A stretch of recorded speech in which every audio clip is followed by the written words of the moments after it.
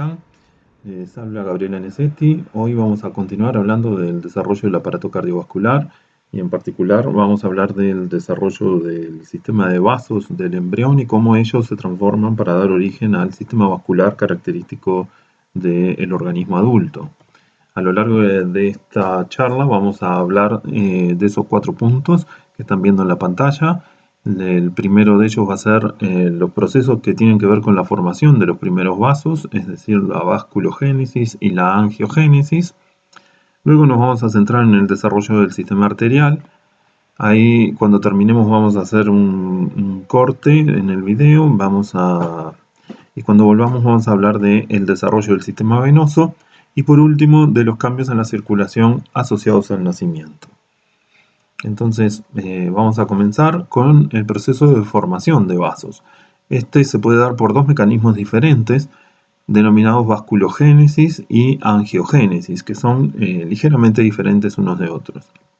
La vasculogénesis es la formación de novo de vasos a partir de la diferenciación y el ensamblaje de precursores mesodérmicos indiferenciados, lo que en la clase anterior denominamos islotes angiogénicos o islotes de Wolff-Pander, que los describimos en una imagen, en esta misma imagen, y dijimos que el primer lugar donde aparecían era en el mesodermo esplácnico extraembrionario asociado a la pared del saco vitelino y luego a la lantoides, y con eso invadían el pedículo de fijación y llegaban hasta la placenta, hasta el mesodermo, el mesénquima de la placenta, y que también íbamos a encontrarlo en el mesodermo intraembrionario, en particular en el mesodermo esplácnico intraembrionario, el mesodermo esplácnico, que iba a estar vinculado sobre todo a la formación del tubo cardíaco, y en el mesodermo paraxial, que iba a estar vinculado al desarrollo de los 2 vasos más grandes que aparecen en este embrión temprano, que son las aortas dorsales. Entonces, a partir de los angioblastos se forman estos islotes sanguíneos en donde, recuerdan, las células periféricas se aplanaban y daban origen a las primeras células endoteliales, y las células centrales daban origen a los primeros eritrocitos primitivos, dando lugar a un plexo capilar primitivo que luego comenzaría a extenderse, va a comenzar a extenderse por un segundo proceso, que es el proceso de angiogénesis, que es un proceso extremadamente regulado por el cual, a partir de vasos ya existentes, se producen ramificaciones y se invaden tejidos en respuesta a estímulos normales durante el desarrollo o a estímulos patológicos generalmente durante la vida adulta, en algunas circunstancias, como en el cáncer, por ejemplo. Entonces, a partir de esta red primitiva que se formó por el proceso de vasculogénesis, a partir de esos vasos preexistentes, entonces se produce el brotamiento o el crecimiento de nuevos vasos, regulado por un montón de señales que vamos a ir detallando más adelante. La angiogénesis es un proceso muy estudiado porque se da en el embrión, pero es un proceso que se puede volver a repetir durante la vida adulta. De hecho, se da en condiciones normales durante la vida adulta, tanto en el ovario como en el útero. Cada vez que ocurre la menstruación, se reorganiza el endometrio, y eso va acompañado de un proceso de vasculogénesis que lleva a la formación de toda esa red vascular endometrial. Lo mismo sucede cada vez que hay una ovulación y la pared del folículo se transforma en la pared de un cuerpo lúteo. Bueno, ahí también hay un proceso de angiogénesis.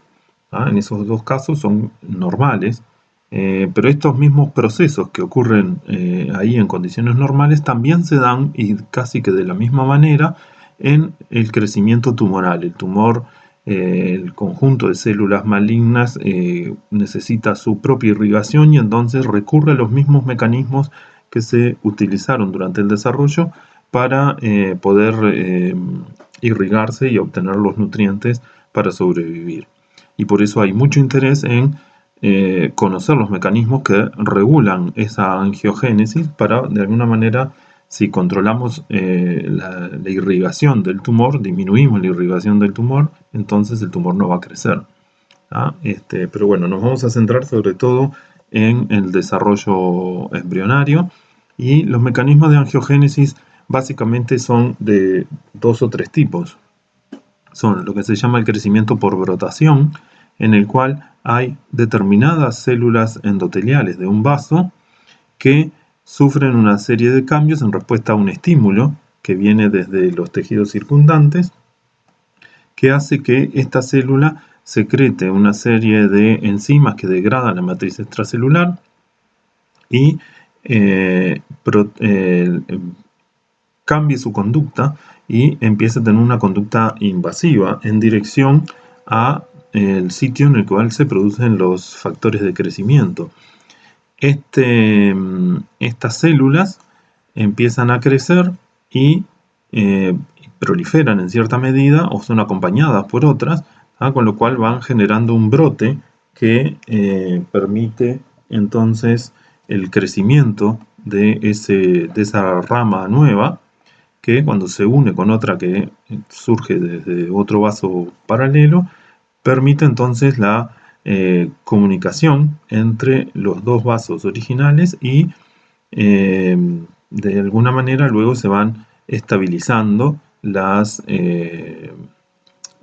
pared de ese vaso. Estabilizar quiere decir que las células se transforman, se diferencian en células endoteliales comunes, que depositan una lámina basal que las acompaña y que se le asocian determinados tipos celulares característicos de ya sea el tipo de vaso que sea, o al que vaya a dar origen, ya sea capilar, arteria, arteriola, vénula, etc. Otro de los mecanismos de crecimiento es el agregado por el agregado de células circulantes. Este mecanismo de crecimiento se da fundamentalmente en el adulto, en el cual hay precursores circulantes, que después vamos a ver de dónde salen, que en determinados sitios se incorporan a la pared del vaso y sufren una serie de cambios similares a los que ya describimos. En realidad, en lugar de ser una célula endotelial local la que se encarga de brotar, en este caso lo hacen este tipo de células que vienen desde algún otro sitio con la circulación. Y el tercer mecanismo se conoce como crecimiento por intussuscepción o por partición, y que se caracteriza porque en el centro del vaso, el vaso aumenta su diámetro y se interpone un pilar tisular, parte del tejido circundante, y eso comienza a permitir la división del vaso en dos ramas. Es otra de las formas por las cuales entonces puede crecer, se puede dar el proceso de angiogénesis. En realidad vieron que siempre estamos hablando de angiogénesis, no de vasculogénesis, porque siempre partimos de un vaso preexistente. Luego que, sea por el mecanismo que sea, el vaso crece, tiene que estabilizarse. O sea que, en resumen, luego un estímulo angiogénico, que después vamos a ver cuál sería, pero en principio ya le puedo ir nombrando un factor de crecimiento, que es el factor de crecimiento del endotelio vascular, que es producido por las células tumorales o por el órgano que está creciendo y que necesita que ser irrigado. En respuesta a eso, entonces se producen todos estos cambios que llevan a el brotamiento endotelial, con ese cambio de la conducta de las células endoteliales, el alargamiento y la ramificación vascular, la formación de la luz, y posteriormente, una vez que está estable el vaso, se produce su maduración, que implica el depósito de la lámina basal, el agregado de las células circundantes, generalmente pericitos, y luego, si es necesario, células musculares lisas, en la cual intervienen otros factores producidos localmente, como el factor de crecimiento derivado de las plaquetas, que tienen que ver entonces con el proceso de maduración vascular. Ahora, cuando se forman los vasos en el embrión, si bien hablamos de la presencia de las aortas dorsales, vamos a hablar de las venas cardinales, en realidad todas tienen una estructura muy sencilla, muy similar a la de un capilar. y a medida que va avanzando el desarrollo, entonces recién ahí empieza el proceso de diferenciación de las arterias y de las venas. Entonces, ¿qué es lo que hace que determinado vaso se transforme estructuralmente en una arteria o en una vena?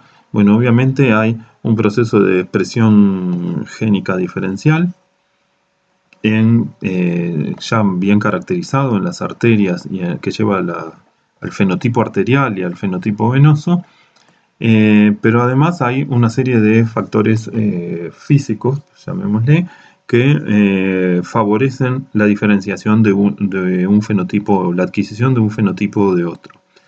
Por ejemplo, las arterias, como reciben sangre desde el corazón, lo que circula por su luz circula en forma pulsátil y genera ondas de presión contra la pared de ese vaso, y entonces estimula el fenotipo arterial.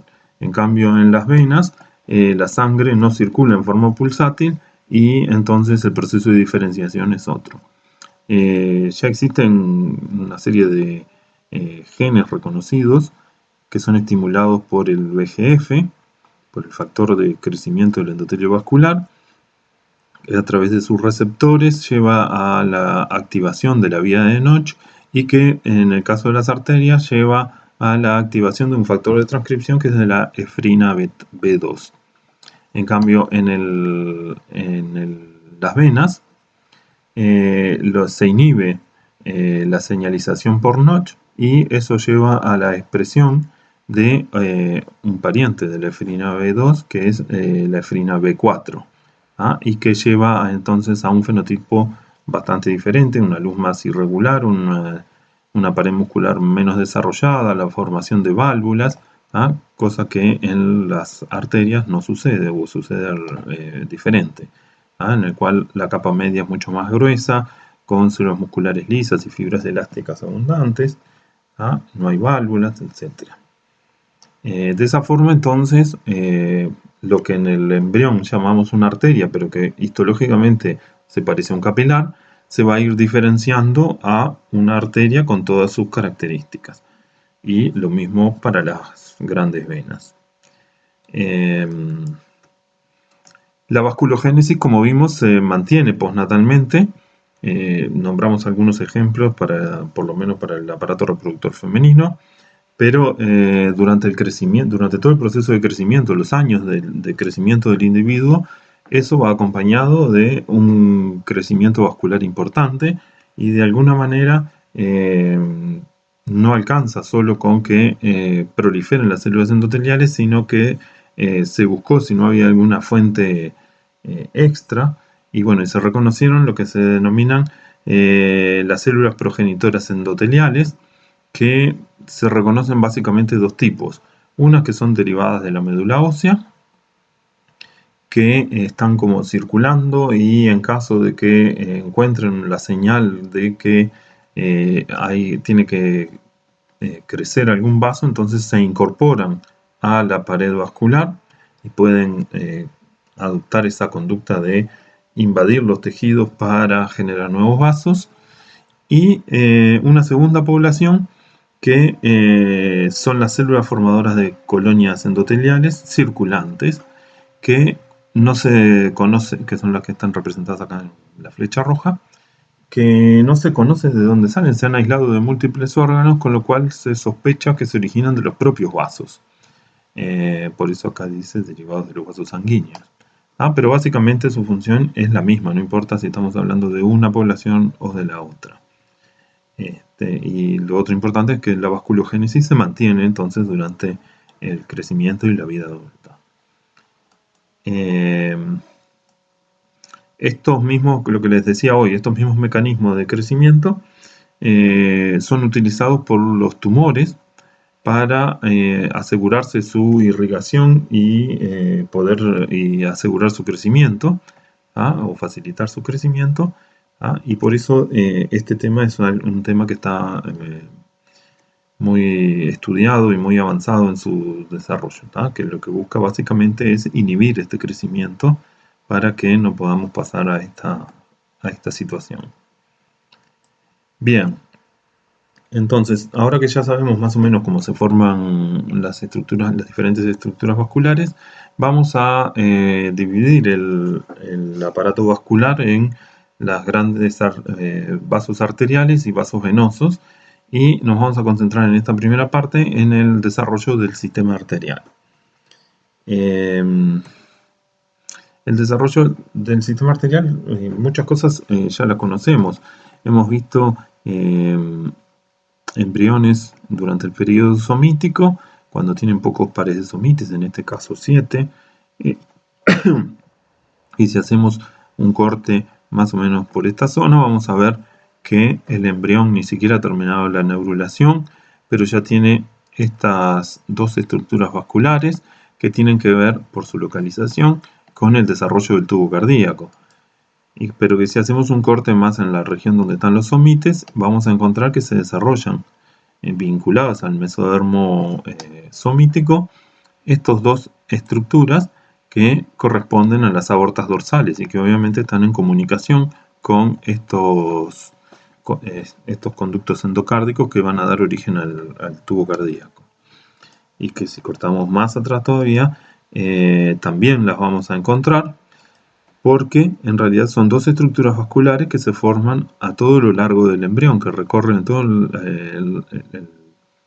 la longitud del embrión, desde la zona donde se está formando el corazón hacia la zona caudal, más o menos a la altura de donde se están formando los somites. Pasan por debajo de los somites. Fíjense que si estos son aproximadamente 28 días, 2 días después el embrión cambió mucho de forma, aumentó enormemente el número de somites, o sea que hubo un crecimiento muy importante en estos 2 días.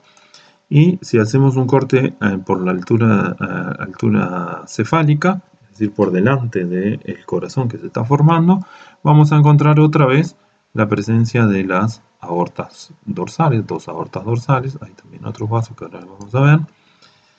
Cortamos a la altura del tubo cardíaco y vamos a encontrar acá el tubo cardíaco que se está diferenciando, se está plegando, la faringe primitiva, y por encima de la faringe primitiva aparecen dorsalmente las dos aortas dorsales. Si cortamos por detrás del corazón en esta etapa del desarrollo, vamos a encontrar también dos aortas dorsales, pero que si nos fijamos están, si comparamos con la anterior, están más cerca de la línea media.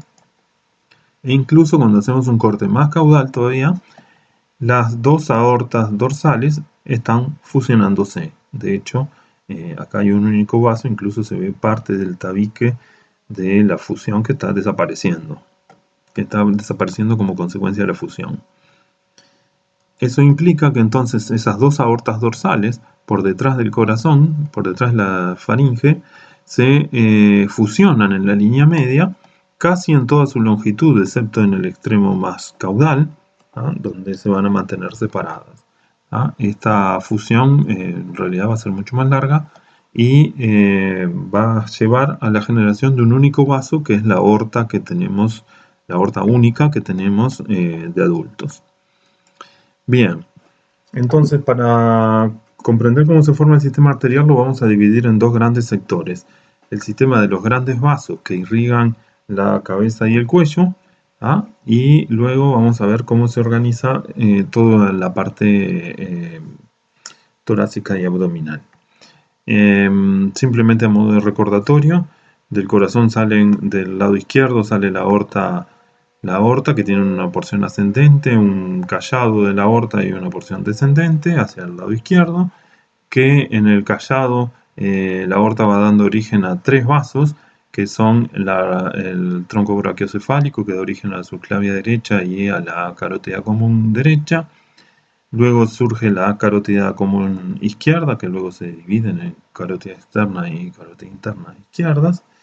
Y el tercero y último es la vena subclavia izquierda.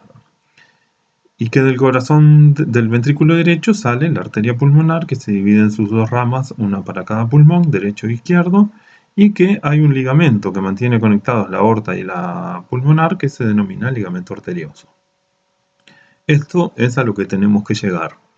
Pero vamos a partir de una estructura muy distinta, que se va a ir modificando sucesivamente para permitirnos llegar a esta organización.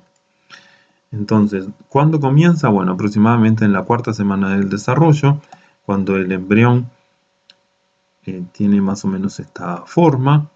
En el sector de la faringe primitiva, en este sector que está acá inmediatamente por detrás de la cabeza y por delante del corazón, en este sector, aparecen estas estructuras como barras que se denominan arcos faringios. Cada uno de esos arcos faringios va a estar recorrido por estructuras vasculares que se denominan arcos aórticos. Acá está la cabeza del embrión, la faringe primitiva, y ven que acá están marcados en rojo una serie de estructuras vasculares que permiten la comunicación entre el tronco arterioso y sus ramas, la raíz aórtica, y las aortas dorsales de cada lado, derecho e izquierdo. Y de acá hacia atrás, las aortas dorsales se fusionaron para dar origen a una única aorta dorsal, ¿sí? Entonces, si nosotros hacemos un corte más o menos en esta dirección, que pase por la faringe primitiva, vamos a ver una estructura más o menos así. El sector de la cabeza que corresponde a este sector, donde se encuentra el sistema nervioso central, acá se está formando el ojo, etc. Los cortes de la región de la faringe y este sector que corresponde al tronco del embrión, ¿sí? En el sector de la faringe vemos estas estructuras que acá están numeradas como 1, 2, 3 y 4. Son los distintos arcos faringios que se denominan así, se numeran. Y cada uno de esos arcos faringios va a estar recorrido tiene varios componentes, pero cada uno de ellos se caracteriza por presentar un vaso que se denomina arco aórtico y que comunica entonces la raíz de la aorta, la salida de la aorta desde el corazón, con las aortas dorsales. Entonces, de esta forma, así, un arco, otro arco, aorta dorsal, ¿sí? Acá está el cuarto arco, etc. De tal forma que esquemáticamente tendríamos algo parecido a esto. En naranja o amarillo aparece marcada la faringe primitiva, el tubo endodérmico, y esta es una vista ventral, por lo tanto acá está el saco aórtico, es decir que por acá está el corazón, y en principio se forman 6 pares de arcos, 6 pares de arcos, pero con las siguientes características. El quinto arco, en el caso de los humanos, casi no existe, no se forma, por lo tanto no hay ningún derivado del quinto arco aórtico.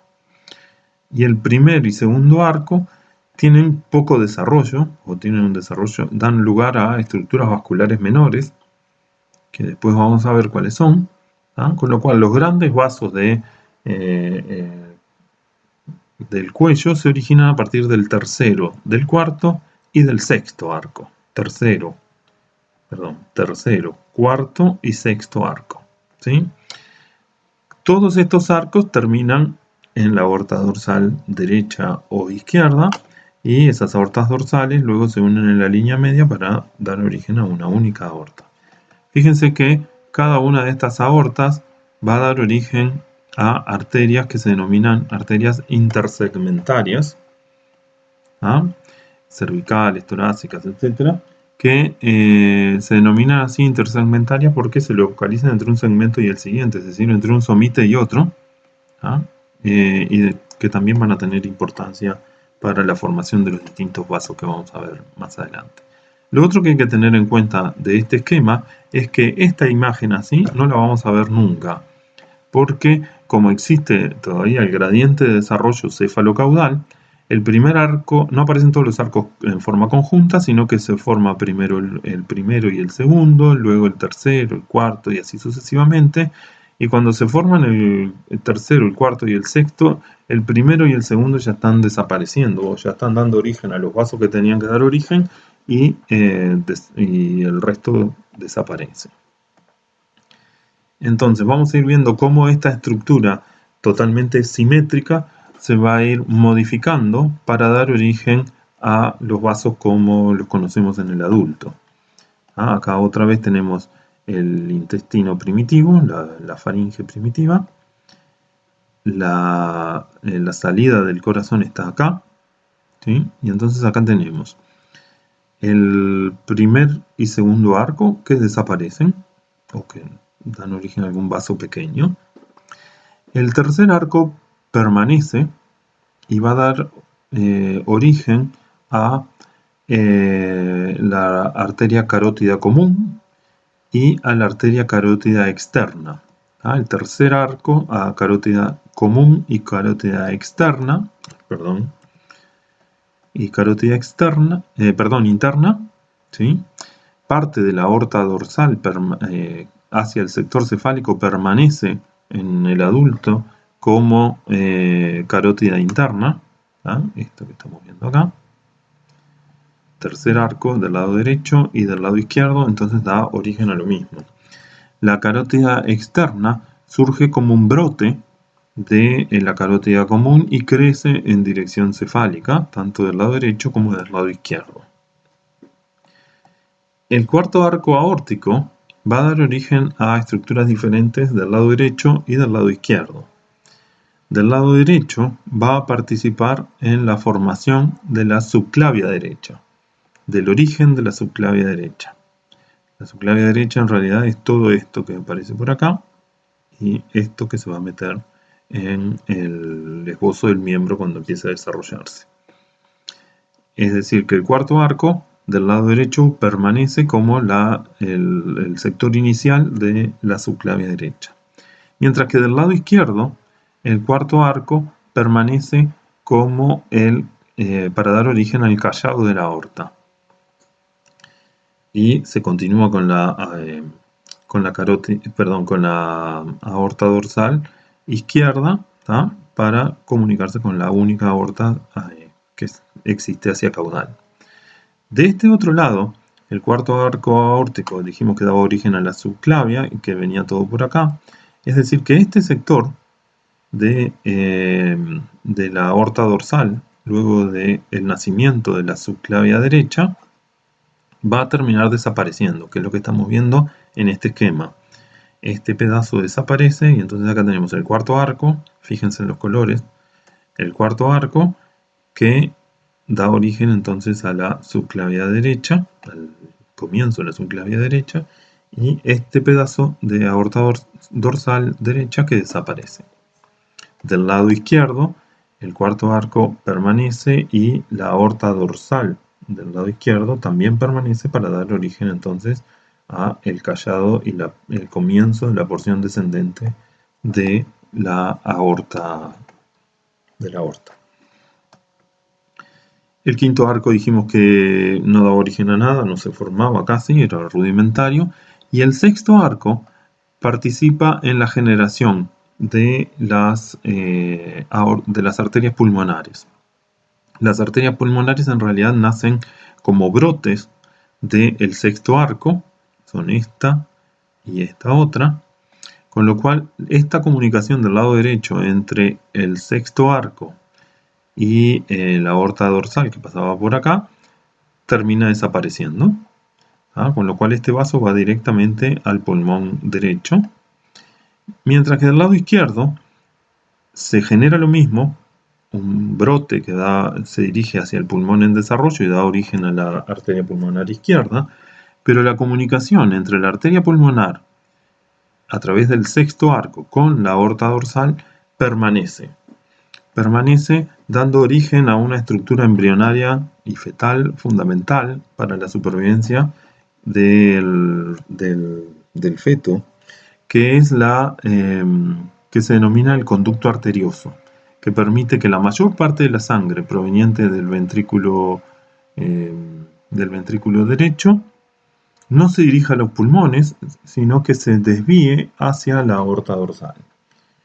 Y las razones son dos fundamentalmente. Una, que los pulmones no están distendidos, no son sitios de oxigenación porque todavía no está entrando aire a los pulmones, con lo cual no pueden recibir todo ese volumen de sangre. Y la otra es que la sangre oxigenada como venía desde la placenta y llegaba al corazón a través de la vena cava, caudal, iba a estar en el ventrículo derecho, con lo cual el cortocircuito permite que la sangre oxigenada pase directamente entonces a través de este conducto arterioso a la aorta y la aorta lo pueda distribuir por el resto del organismo. Y entonces de esa forma llegamos a la distribución del adulto. Este es el mismo esquema que estamos viendo en la diapositiva anterior, solo que le dejé ahora todos los cartelitos. Pero repasamos: tercer arco que va a dar origen a las carótidas, el cuarto arco que del lado izquierdo da el callado de la aorta y del lado derecho al comienzo de la subclavia derecha, y el sexto arco que da origen a las venas, a las arterias pulmonares y al conducto arterioso. La subclavia izquierda se origina a partir de una de las ramas intersegmentarias de la aorta dorsal, de la séptima intersegmentaria dorsal, y lo mismo que este pedazo de la subclavia es la séptima rama intersegmentaria de la aorta dorsal. Este pedazo de aorta dorsal desaparece y entonces nos queda un callado solo del lado izquierdo. Entonces acá, resumiendo, el primer arco da origen tanto al lado derecho como al lado izquierdo a las arterias maxilares, que no las nombramos hoy, pero son arterias mucho menos relevantes. El segundo arco, los vasos del segundo arco dan origen a las arterias infraioideas, tanto al lado derecho como al lado izquierdo. El tercer arco da lo mismo del lado derecho y el izquierdo, es decir, da origen a las carótidas primitivas y al segmento inicial de la carótida interna. El cuarto arco del lado derecho da origen al segmento proximal de la subclavia derecha, mientras que del lado izquierdo al callado de la aorta. El quinto arco no se desarrolla y el sexto da origen al segmento proximal de la arteria pulmonar derecha, mientras que del lado izquierdo da el segmento proximal de la pulmonar izquierda y se mantiene como conducto arterioso hasta el momento del nacimiento. Como todo, esto también puede salir mal, no es muy frecuente, pero hay alteraciones en el desarrollo de los grandes vasos, de estos grandes vasos y de la faringe primitiva, que llevan, por ejemplo, a la persistencia de un callado del lado derecho. Si la aorta dorsal del lado derecho no involuciona, no desaparece, se va a formar un callado del lado derecho y un callado del lado izquierdo, que luego se van a fusionar en una aorta única. El problema de esta malformación es que va a comprimir fundamentalmente al esófago y no va a permitir que el niño se alimente correctamente. Hay distintas variantes, acá persisten ambos, el derecho y el izquierdo, y se da un origen a una estructura simétrica. Acá el derecho adquiere más relevancia que el izquierdo, y en este caso el izquierdo desaparece casi completamente y es sustituido por el del lado derecho. Son algún tipo de malformaciones que se presentan en el desarrollo de estos vasos. Por otra parte, dijimos que vamos a ver los grandes vasos, el desarrollo de los grandes vasos de la región fundamentalmente del abdomen. Y por eso vamos a utilizar esta imagen, que es un corte transversal de una pieza anatómica, de un corte transversal de una persona adulta, en donde vamos a tratar de simplificar las estructuras que estamos viendo hoy, ahora, con lo que conocemos del desarrollo embrionario. En azul están marcadas las estructuras derivadas del ectodermo, la médula espinal en este caso, y la epidermis. En color rojo están marcadas las zonas donde se originan derivados del mesodermo somítico, es decir, el esqueleto axial, todos los músculos esqueléticos, parte de la dermis, y acá hay parte del mesodermo somatopléurico. Los derivados del mesodermo intermedio y los derivados de la esplagnopleuria, es decir, de la fusión del endodermo con el mesodermo esplácnico. Y en el medio acá marcado con rojo, aparece la aorta.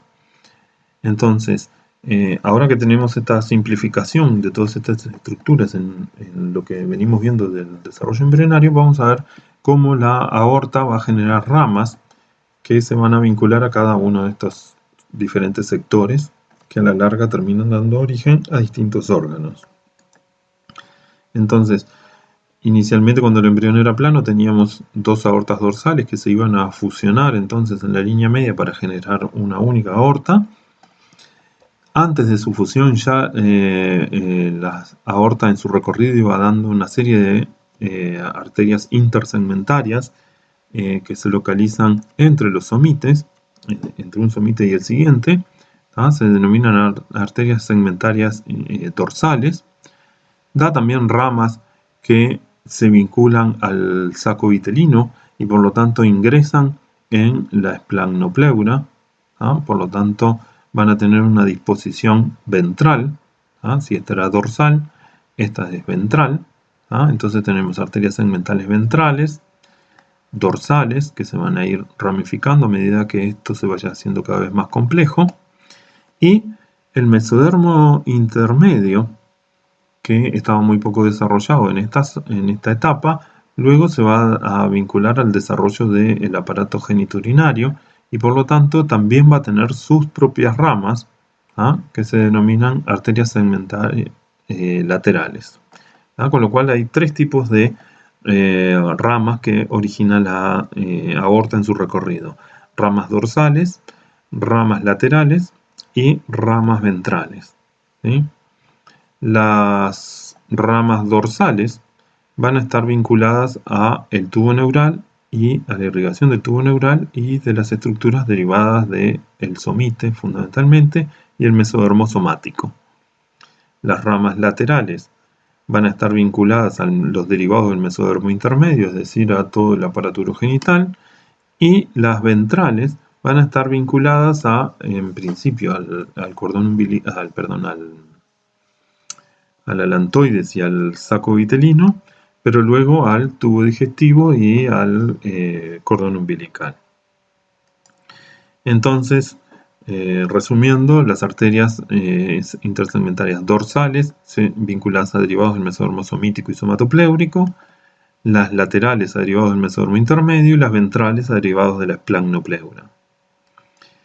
Con lo cual, como para tener algún ejemplo, las ramas intersegmentarias dorsales van a dar origen ya vimos, a las arterias subclavias, la séptima, a las intercostales, a las arterias ilíacas. Las ramas segmentarias laterales van a dar lugar a los que irrigan al aparato urogenital y entonces son ejemplos las arterias suprarrenales, renales, ováricas, espermáticas, uterinas, etc. Mientras que las ventrales, que se iban a vincular con el saco vitelino y la alantoides, van a dar origen a el tronco celíaco, a las arterias mesentérica superior e inferior y a las arterias umbilicales.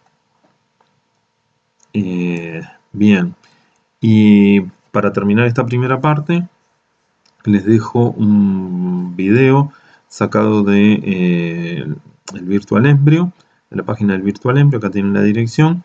Es una reconstrucción del aparato circulatorio de un embrión humano en el estadio 20, de Carnegie.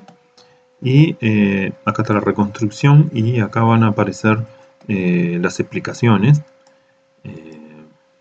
Ahí lo tienen, la reconstrucción del corazón y los grandes vasos.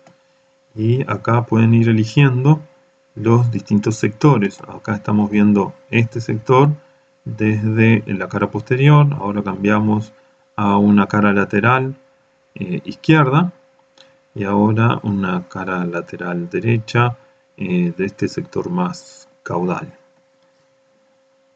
Bien, bueno, dejamos por acá ahora.